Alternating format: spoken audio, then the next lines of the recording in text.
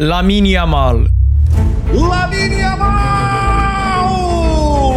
Histórico! Yamal beyond one, and Yamal! It is 100th game for Barcelona!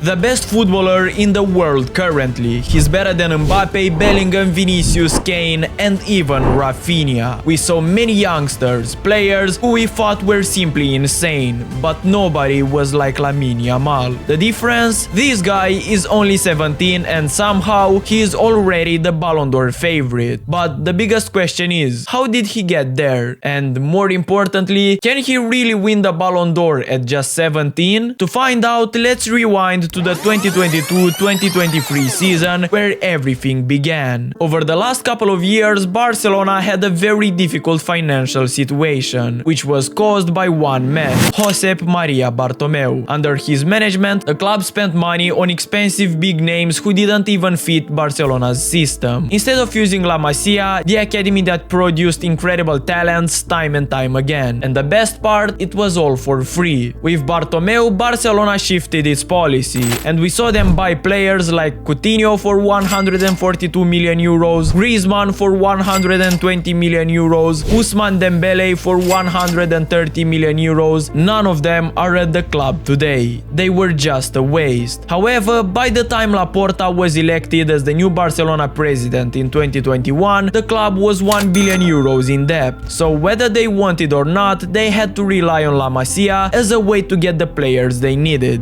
So despite the crazy damage the debt has brought, it was also beneficial in a way. Without it, Barcelona wouldn't have given players like Gavi, Pedri, Araujo, Casado or Lamine Yamal a chance. Still, Xavi knew that relying only on youth players wasn't enough. So in his first full season, Barcelona made some smart signings in order to compete. Lewandowski, Rafinha, Koundé, Christensen and Kessie. Players who turned out crucial for Barca's La Liga title in 2022-2023. But I told you all of this so you can understand the context behind Yamal's debut. And is Yamal the greatest talent ever? Maybe.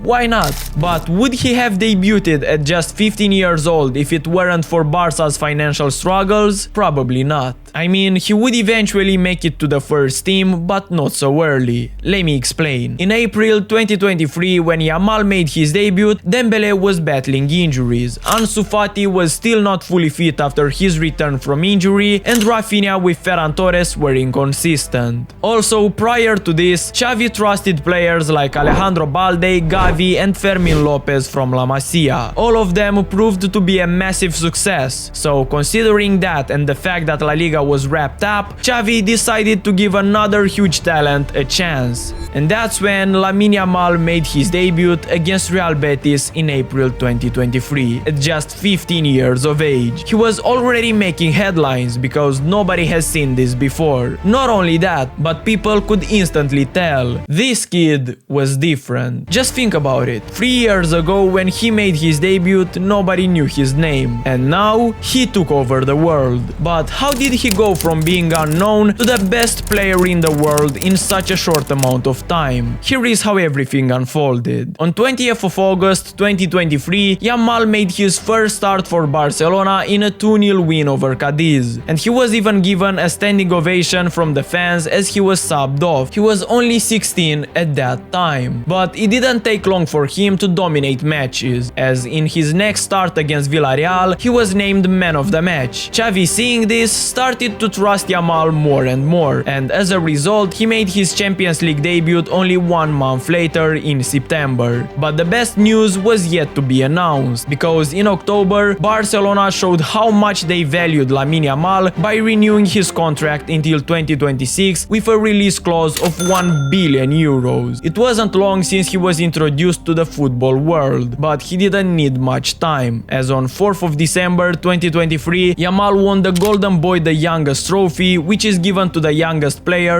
nominated for the Golden Boy Award. Ironically, this guy couldn't receive his award in person as he was busy with school. This is really important to notice because despite all the fame that came with football, Yamal knew that education is an essential part of life. Returning to our topic, Barcelona had really big problems in the 2023-2024 season. They were knocked out of the Copa del Rey in the quarter-finals, lost the Supercopa to Real Madrid, finished second in La Liga, and the Champions League was no different. They did make it to the quarter-finals, and for the first time in years, fans actually believed they had a shot at the final. But was it because of the team's quality? No, it was because they had an easier path than those in the other brackets. But before the semi-finals, they had to face their biggest test, PSG.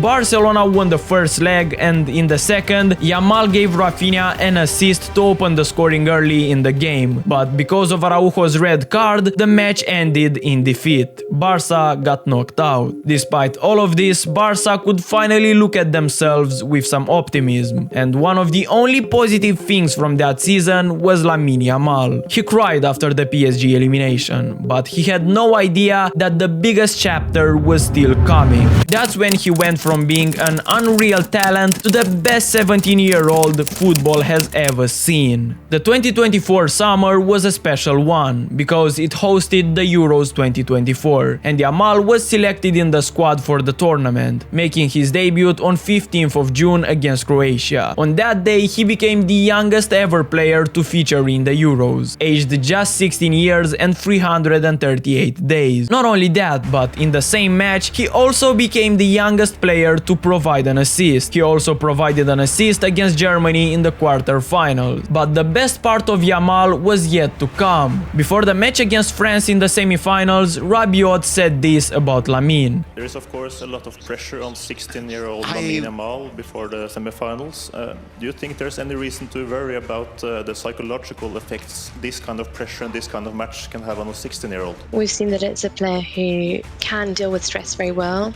has lots of qualities. We know what he's made of. We know that he keeps a cool head, but I think it will be up to us to put pressure on him. That we want him to come out of his comfort zone, and that if you want to be able to play a Euro final, you need to be able to do a bit more than he's done. It was the first time when people noticed a new thing about Yamal. Whenever you criticize him, he always proves you wrong on the pitch. This is because against France, Yamal scored a thunderbolt, and thanks to his efforts, France were knocked out. After the game, he went to the cameras and said, "Speak now." But wait, because this is not all. He went on to win the Euros, even assisting Nico Williams in the final against England. It was over. The doubts were gone. And if anyone was still unsure about Lamine Yamal, then maybe you just don't love football. However, this is still not the great season we were talking about in the beginning, but the 2024-2025 season was when this kid showed everyone why he must win the Ballon d'Or, and he must win it now. Following the summer, the expectations were high for Lamine, but not for Barcelona. Xavi was sacked, Barcelona didn't make any significant signings, and Mbappe just landed Madrid. So Barcelona didn't have to get ready, the world had to get ready. However, one thing Barca fans could look up to was Hansi Flick. They expected some sort of improvements, but it's safe to say that what he did, nobody saw it coming. If in the previous season Yamal was lacking the finishing product and the consistency, with Hansi Flick he got that, and the season went underway. On 19th of September, Yamal scored his first Champions League goal as Barca lost 2-1 to AS Monaco, becoming the second youngest scorer in UCL history, behind Ansu Fati at 17 years and 68 days. Not long after, Barcelona humiliated Real Madrid at the Bernabeu 4-0. And guess who scored the last goal? Lamine Yamal. In that same season, Barcelona beat Bayern 4-1 in the league phase of the Champions League and had been scoring for fun. It was finally time for this club to shine, and at the center of it all was the attack. Yamal, Leva and Rafinha. Rafinha and Lewandowski are the efficient type of players. You give them chances, they will score, but they just don't have that magic about them as Lamine does. It was even more clear when in the match against Alaves, Yamal completed 21 dribbles, breaking Messi's record from 2007. Despite that, many football fans still had doubts. Is this kid really that good? How can a 17-year-old be the best player in the world? And the next thing you know, you catch yourself calling this kid the greatest talent of all time. Until the Inter match in the UCL semi-finals, everybody had Rafinha as the clear Ballon d'Or winner. But during the game when Barcelona needed a goal the most, Yamal showed up. And he showed up big. Goal? Check. Toying with Inter's defenders? Check. Almost scoring a hat-trick? Also check. Unfortunately, in the second leg, despite Yamal's best efforts, Barcelona was eliminated, but with pride this time. Still, it was there for the world to see. Yamal was someone who created, someone who came up big in times of despair, and even when Barca was the saddest, he again rose to the occasion to beat Real Madrid 4-3 and ensure that La Liga was Blaugrana. They still had to beat Espanyol to officially win La Liga, and guess who scored a magical goal? Lamine Yamal, of course. So when you take Barca's incredible domestic season, add Yamal's brilliance, goals and record-breaking performances, you end up with one simple truth. He's not the Ballon d'Or favorite because he's 17. He's the favorite because he's better than everybody else in the world. And it just happens that he's only 17.